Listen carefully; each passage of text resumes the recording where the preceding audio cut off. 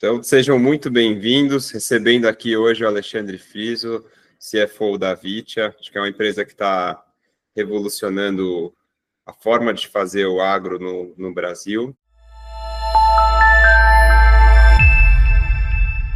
E, Friso, obrigado pela atenção. Tudo bem?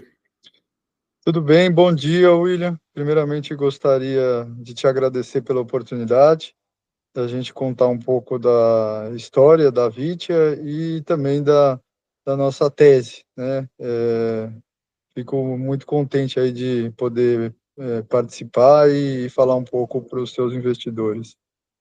Perfeito. Friso, será que a gente pode começar um pouco como a sua história da Vitia cruzam desde do fundo da BRZ e como que vocês acabaram fazendo essa parceria? Claro, estou até nesse ano para completar meus 10 anos de Vitia. Nunca imaginei, né, que eu estaria completando aí 10 anos, né, dentro de uma empresa do agro, né. Eu comecei minha carreira aqui em São Paulo, né, no mercado financeiro, trabalhei em alguns bancos e depois fui para a parte de private equity, né, numa gestora chamada BRZ Investimentos.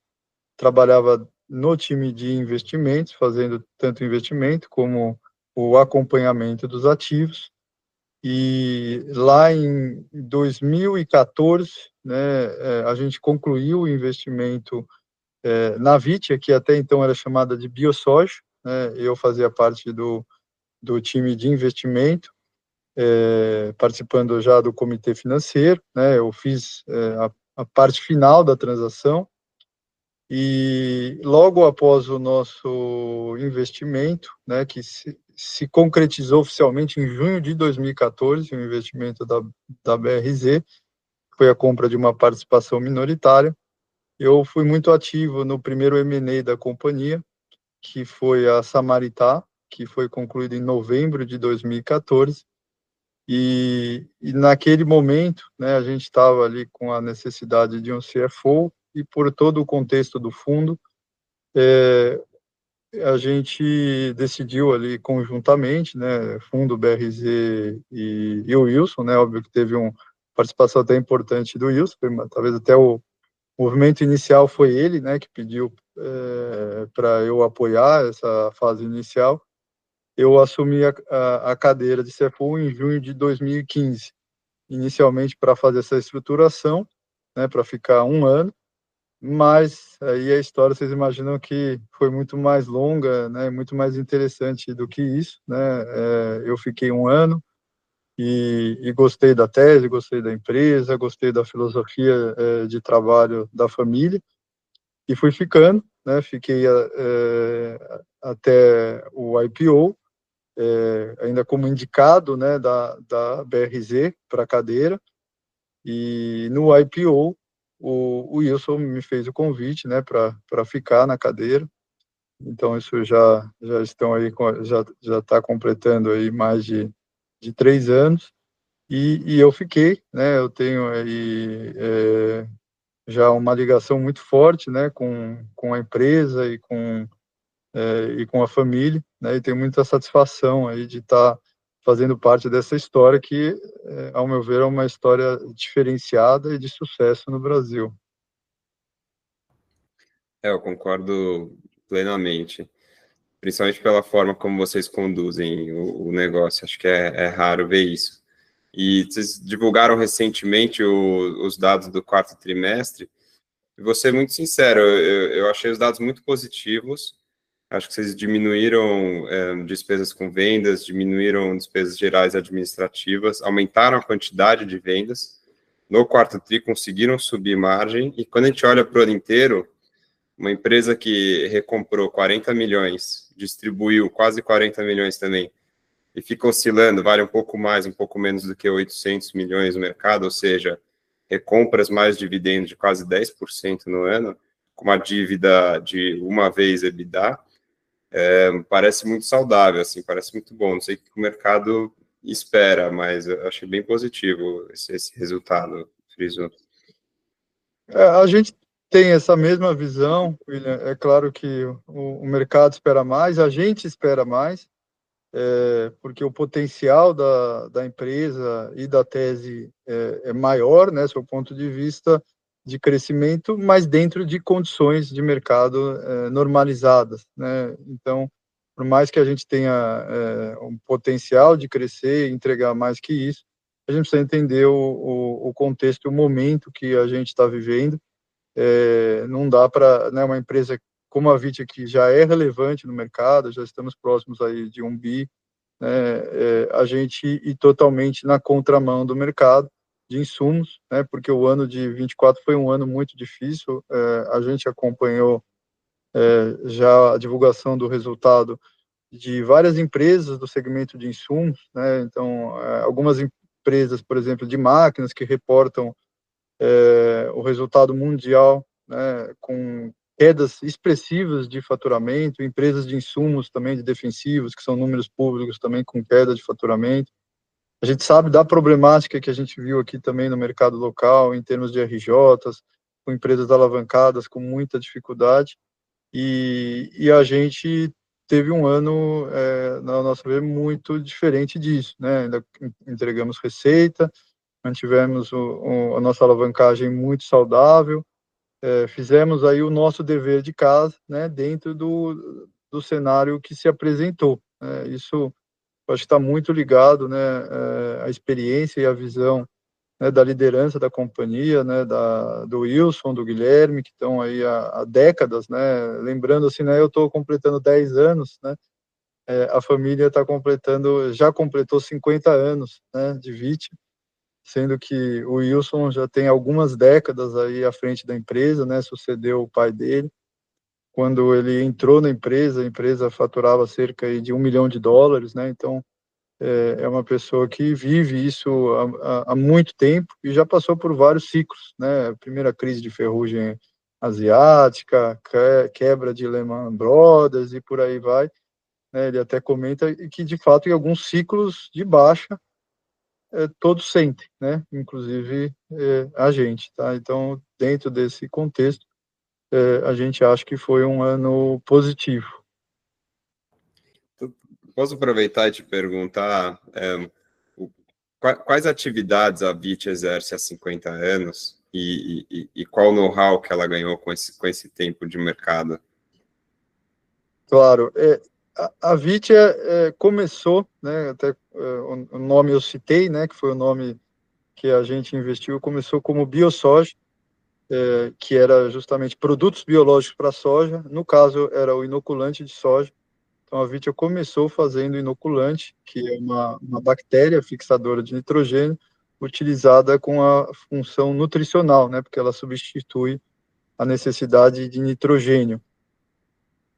Então, a Vitia, primeiro, ela já opera com biotecnologia na agricultura há 50 anos e foi ganhando expertise também de estar vivendo no mercado, né, como eu falei, né, a família, né, inicialmente na figura do pai do Wilson, depois o Wilson, já algumas décadas na frente da empresa, construindo, né, primeiro o acesso ao mercado, né, então entendendo regionalmente o Brasil, entendendo o agricultor, acompanhando, né, alguns ciclos até do mercado de distribuição. É um mercado também longo, já tiveram muitos ciclos, né, o Wilson costuma trazer isso também.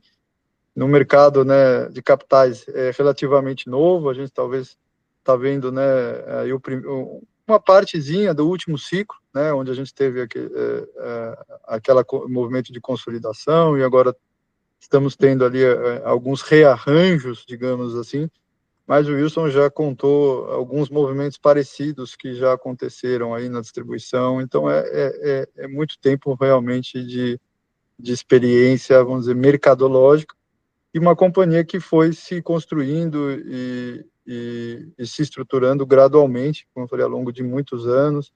Começamos com inoculante, com biotecnologia, mas só para soja, por isso que era biosoja, mas fomos expandindo o portfólio de produtos, adicionando, né, os fertilizantes especiais, depois adicionamos, né, os defensivos biológicos mais recentemente, Adicionamos também a questão de distribuição geográfica, né? Hoje a empresa está presente em todos os estados agrícolas do país. Então, é uma história de construção, né? Construção gradual e sustentável, tá? Nos últimos anos, e com muita experiência, né, setorial, tá? Que no agro brasileiro isso é um diferencial. Sim, e o biológico realmente parece ser o destaque, né, em crescimento, em números da empresa hoje em dia. Se puder explicar um pouco por que ele é tão importante e como que ele tem transformado o mercado agrícola brasileiro, talvez mundial. Claro. Primeiro que acho que a biotecnologia, né, falando até no conceito mais amplo, não é novidade para ninguém, que vem transformando diversos setores, né? E no agro não é diferente. A gente tem a biotecnologia também transformando o agro. A gente, com as tecnologias, né, mais recentes de produção, né, de tecnologia da informação, a gente conseguiu, né, nos últimos anos, né, trazer aí produtos que são tão eficientes quanto, né, os produtos químicos, porém, né, com algumas vantagens, né? A primeira vantagem é de sustentabilidade. São produtos que têm diversas vantagens nesse aspecto, né? Ele não deixa resíduo na planta, a gente pode ter a classificação de agricultura orgânica, ele traz segurança para o aplicador, ele preserva a biosfera, né, no solo. Então, essa é uma das vantagens, né? É claro que eu faço um parênteses, que todo mundo acha que isso tem a ver só com sustentabilidade, mas não, porque a outra vantagem é que ele tem um custo muito competitivo, né? Então, ele traz uma eficiência semelhante, né, ou maior, a depender dos casos, né? E com um custo muito competitivo. Então, no final, o que a gente está trazendo? Mais eficiência para a agricultura brasileira. E isso não é só na brasileira, né? A gente está focado aqui no Brasil, mas já é um movimento global, né? Hoje já está aí na prioridade, basicamente aí de todos os países, né? A biotecnologia aplicada na agricultura, e esse é um movimento, então, já que foi consolidado, né? E que não tem reversão na nossa visão, né? E até por isso, talvez, que aí vem um outro aspecto, que dificilmente tecnologias viram novas tecnologias viram um consenso tão grande no mercado, né? E foi o que aconteceu aqui no agro, né? E não faz muito tempo, né? No nosso IPO não existia esse consenso, a gente falou com muita gente na época, ainda havia uma desconfiança muito grande, né, dos produtos biológicos para a agricultura, e a gente está falando aí de 2021, né? Em setembro, né, final de 2021, né, onde ainda existia uma desconfiança gigante. E passados aí, vamos dizer, 3 anos e pouco, ao contrário, mudou a chave, é um consenso, todas as empresas do agro não refutam mais, né, que a biotecnologia veio para ficar. E aí, quando a gente traz esse consenso, né, é óbvio que traz uma atenção gigante para o mercado, e a gente sabe que isso também não é um processo do dia para a noite, tão rápido como ocorreu, é um processo gradual, a adoção dessas tecnologias, o desenvolvimento, porque a tecnologia biológica ela tem ainda uma participação, um share pequeno dentro do mercado de insumos, né? Ela vem crescendo rápido, mas o share ainda é pequeno. Porém, vão demorar alguns anos, até décadas, para a gente ter a relevância e a potencialidade que essas tecnologias podem ter no mercado de insumos. É claro que é difícil a gente falar qual é o número, né? Se a biotecnologia, né, os produtos biológicos vão representar 30, 40, 50%, né, do mercado. Acho que ninguém sabe. O que a gente sabe é que é um share relevante. E o que a gente acredita é que também não vai haver uma substituição total, né? A gente acha que as tecnologias vão conviver, o químico e o biológico, dentro de um manejo integrado.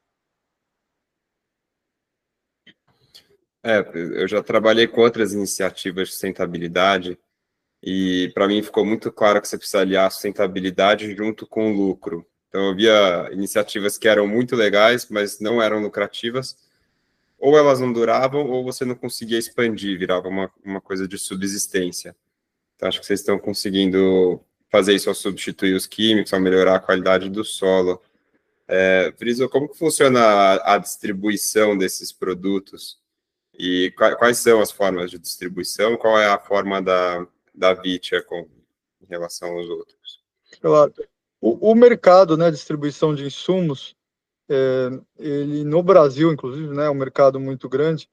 Ele ocorre das seguintes formas, né? A venda direta, né, onde a indústria vende direto para o produtor, né, e a venda indireta, né, onde a gente tem os intermediários, né, e no mercado tem dois tipos importantes, né, de intermediários, né. O primeiro são as revendas agrícolas, né, as chamadas aí de distribuições agrícolas, né, que a gente tem, né, já algumas aí dentro do radar do mercado financeiro. E o segundo são as cooperativas. É um sistema também muito interessante e muito intenso no agro brasileiro. E esse share aí, e todos esses tipos, né, de acesso ao mercado tem uma distribuição relevante.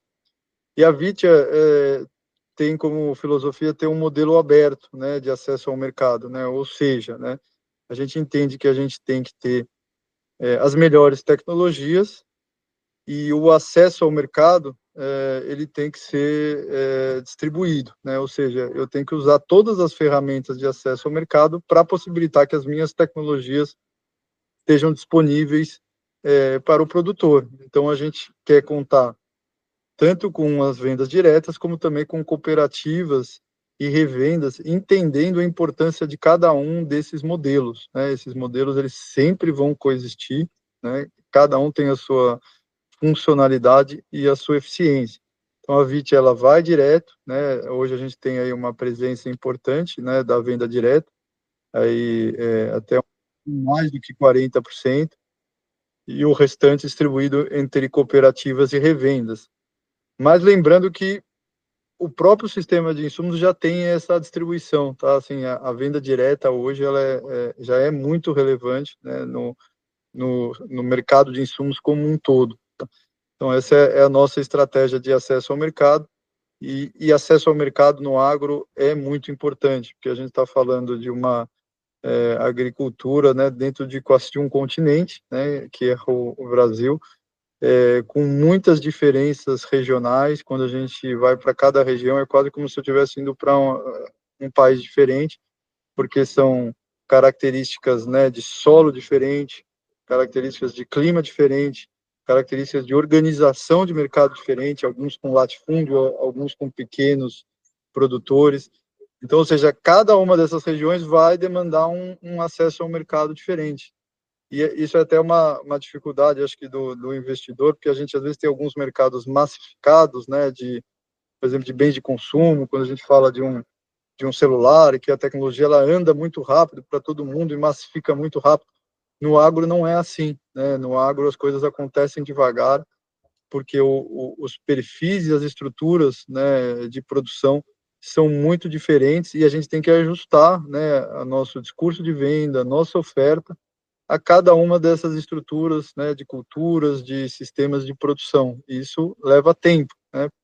Também por uma outra peculiaridade, né, diferente aí de mercados de consumo, e que o agro ele tem uma, né, ou duas safras por ano, né? Então o ciclo, né, de venda nosso são 12 meses ou 6 meses, né, quando se tem duas safras.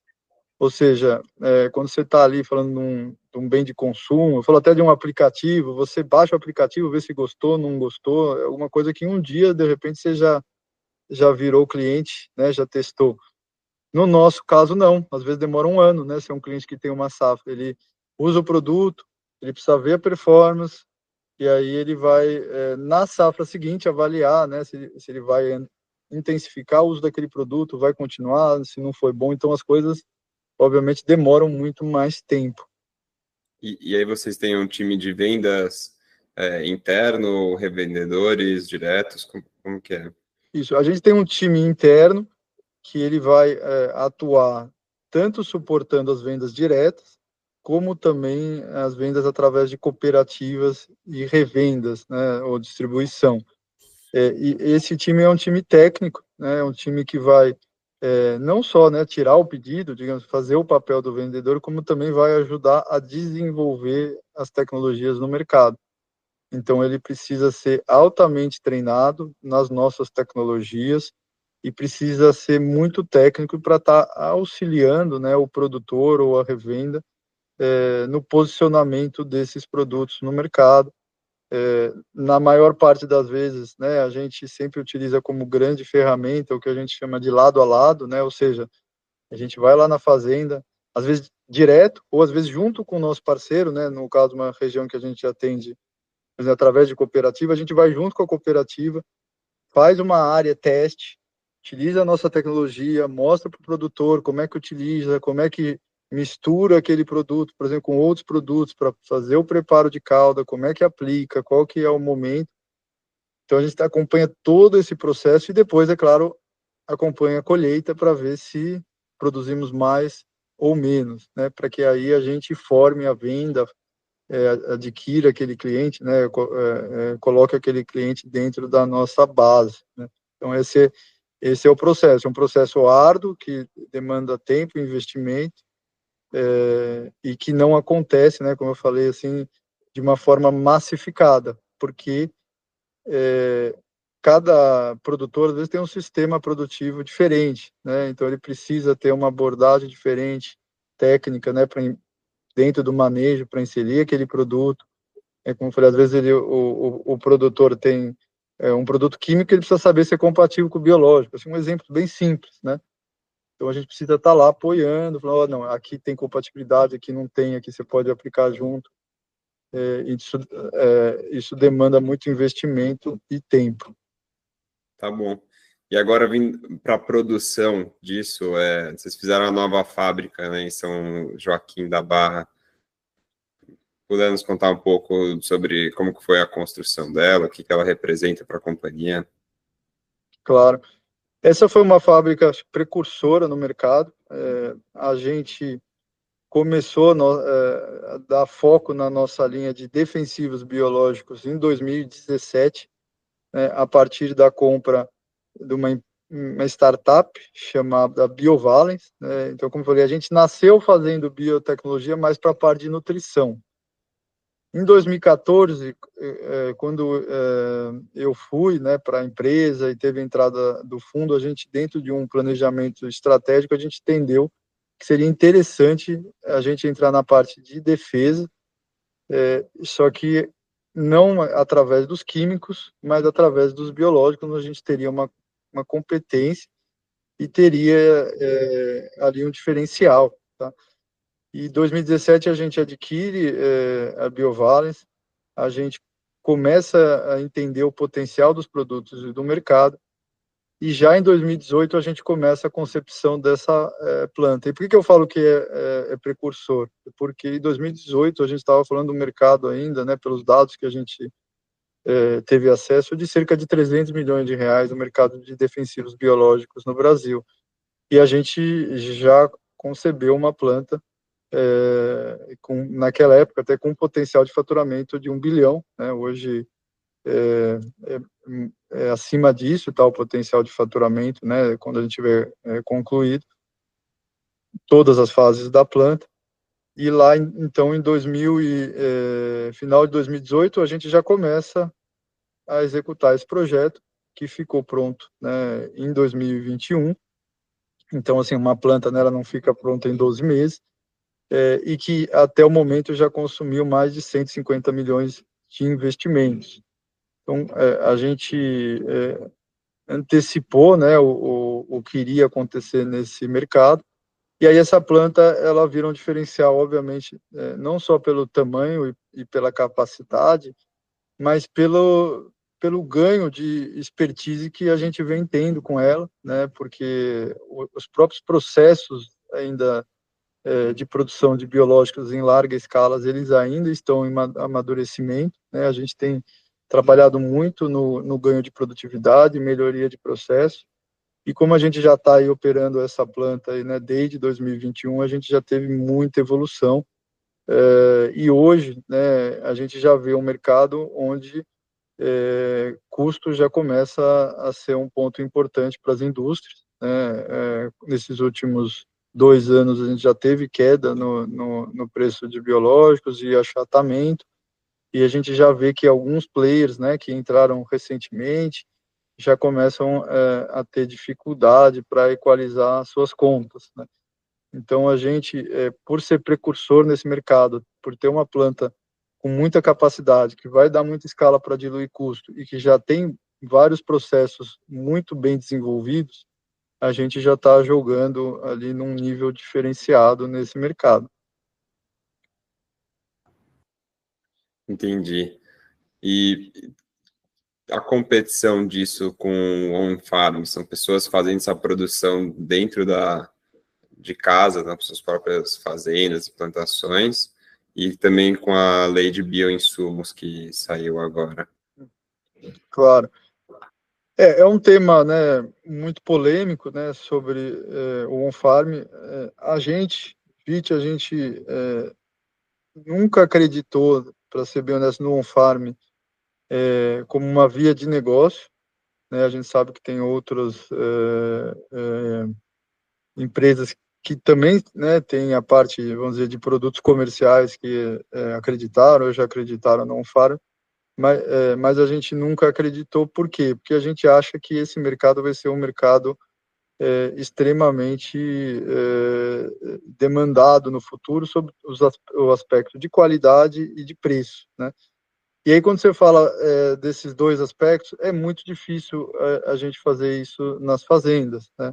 Eu acho que o on-farm ele pode ser viável em algumas situações específicas, né? Ou para realmente aquele produtor que vai ter a capacidade financeira para produzir com qualidade ali para algum produto, mas aqui a gente está falando realmente de uma competição com os químicos, né? Não só sob o ponto de vista, né, de custo, né?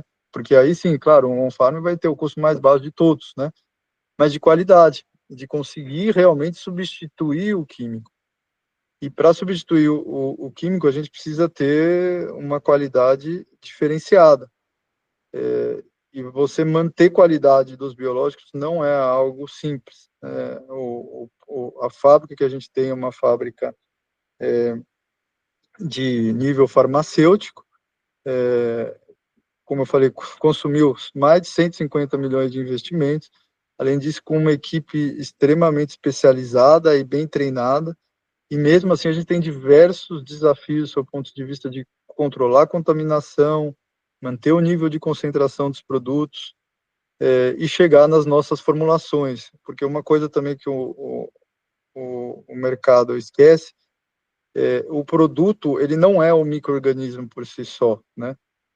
O produto, ele tem dentro dele as tecnologias de formulação, que vão dar o quê? Vão dar a virulência e o tempo de prateleira, né? Porque um produto, por exemplo, sem formulação, ele pode durar 2, 3 dias só, dentro da qualidade. E aí não adianta, né? Você imagina, eu tenho lá dentro da minha fazenda, eu produzi, e eu preciso aplicar em 2, 3 dias, às vezes não deu certo, não parou de chover, tenho que jogar o produto fora.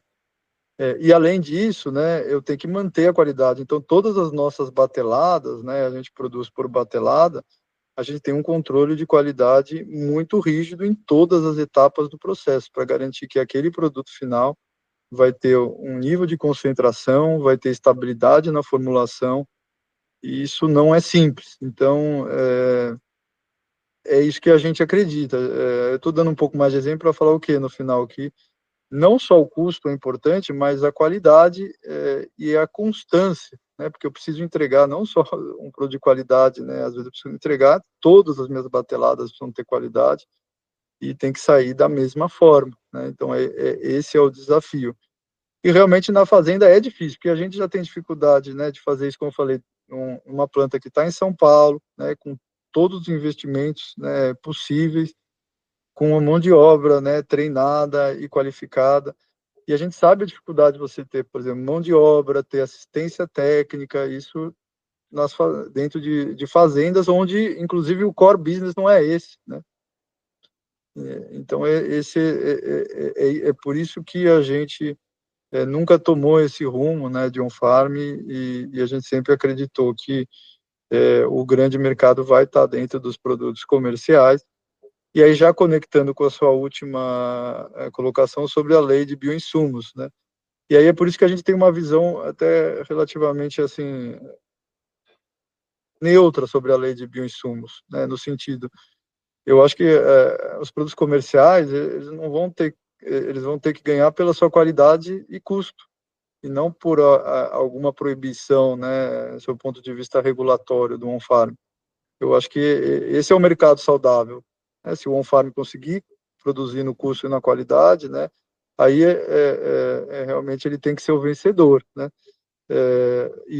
Porque no nosso caso a gente acredita e a gente tem que ser o vencedor do seu ponto de vista de custo e qualidade. A única coisa que realmente é importante, né, na legislação é a gente proteger a saúde, né, principalmente humana, e proteger também a questão da biossegurança. O que eu quero dizer com isso, né? A gente precisa ter alguns padrões mínimos de qualidade, porque se a gente tem uma multiplicação na fazenda, né, descontrolada, a gente pode estar produzindo um patógeno, e esse patógeno pode ser humano, pode ser um patógeno para os animais, ou pode desequilibrar ali o meio ambiente, né?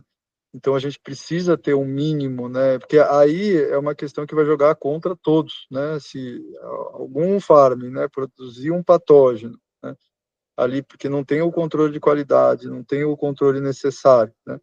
E tiver ali alguma contaminação do aplicador, o aplicador tiver problemas de saúde, isso vai jogar contra toda a indústria de biológico. Então, essa é a nossa grande preocupação, de que se siga pelo menos padrões mínimos ali de qualidade para que a gente tenha biossegurança. Então, é isso que a gente conta da legislação. E o resto, eu acho que aí a gente vai ter que procurar o mais eficiente no custo mais barato para o produtor, e aí é o mercado exatamente que vai ditar aí qual vai ser, vamos dizer, a tecnologia que vai ter o maior espaço. Eu acho que a gente até ficou sabendo da história de um bastidores de uma fazenda que comprou o equipamento para fazer o biológico on farm e acabou desistindo disso e produzindo, acho que, cerveja com equipamento. Então, acho que segue um pouco do que você está falando. Então, última pergunta, Friso, dos biológicos. Tem alguma relação e pode ajudar e contribuir para uma proteção das plantações em um cenário de mudanças climáticas? Ele pode trazer mais resiliência para as plantações? Eu acho que sim, né? É claro que um cenário muito extremo de mudança climática preocupa qualquer um, mas assim, hoje os biológicos, né, eles têm um papel importante, principalmente nos produtos que são, né, para bioestimulação, né, que são os produtos para enraizamento, né, que vão reduzir o estresse hídrico das plantas. Então são produtos aí que vão totalmente aí de encontro a essa questão de ter maiores aí dificuldades climáticas, né? Além disso, eles têm obviamente a questão da própria sustentabilidade no sentido de preservar a biosfera, né, a vida no solo, o que é importante, né, sobre o aspecto também, vamos dizer, climático, o aspecto de manter uma sustentabilidade pensando mais no médio prazo, né?